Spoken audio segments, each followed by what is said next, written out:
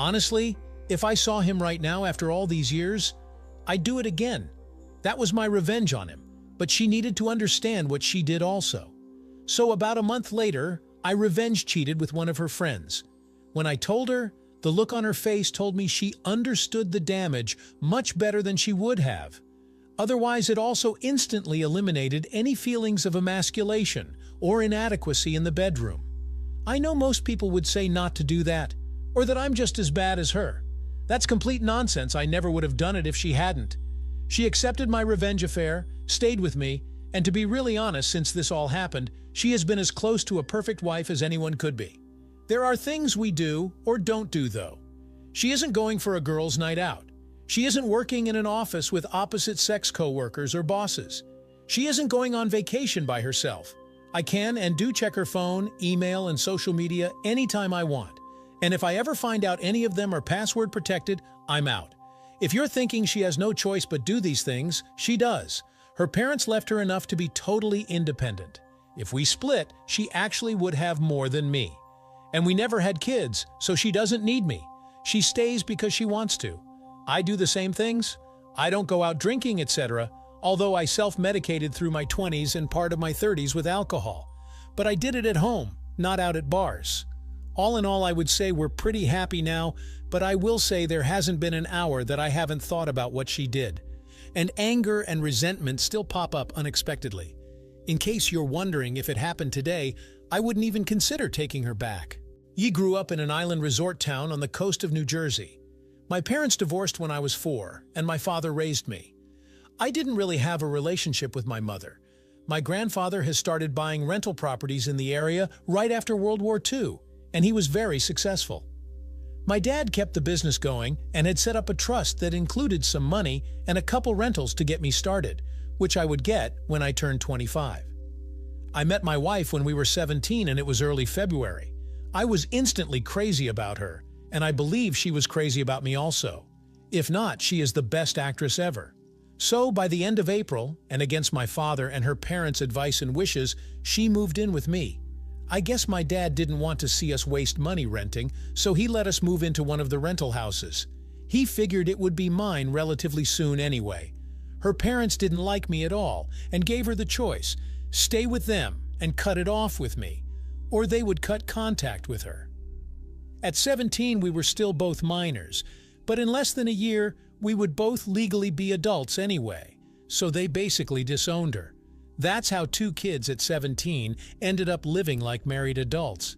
At 17, and living in a beach town, as soon as the summer started, we were going to beach parties, drinking, etc. almost every night, surfing and water skiing during the day.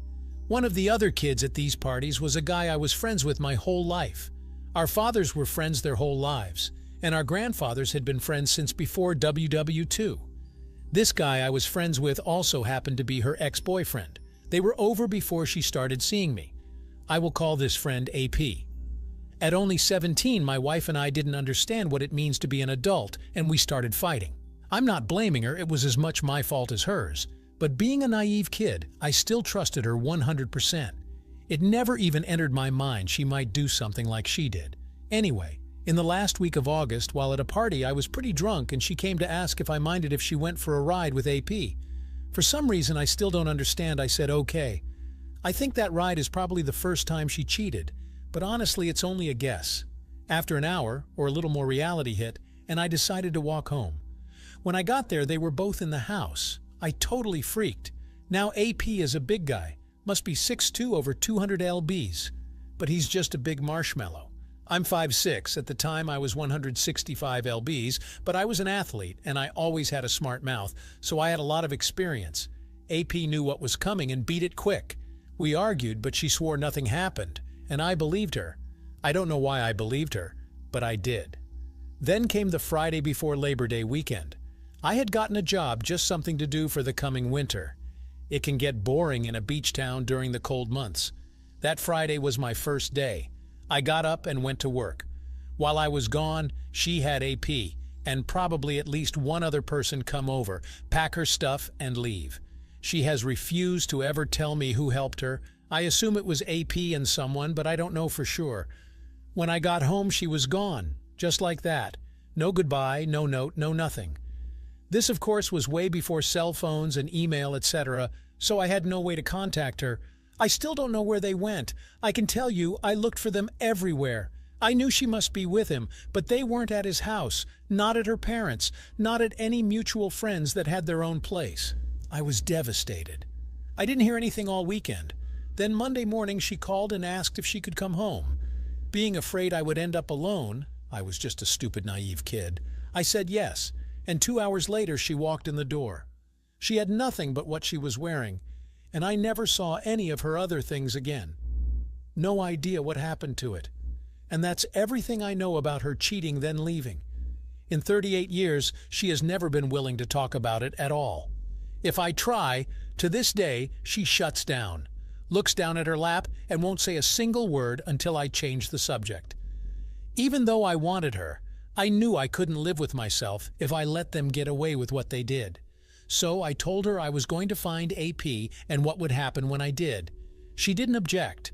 Her only condition was that if I was going to jump him, to just do it and not talk to him or ask him questions. So that's what I did.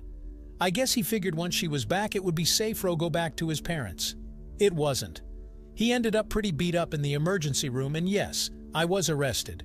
My wife was there with bail and a lawyer almost as soon as I was charged. I would have ended up in pretty serious trouble, but my dad and his parents talked and everyone agreed that if I paid for the doctor, etc., and took an anger management class, AP would drop the charges. That was the last time I ever saw him.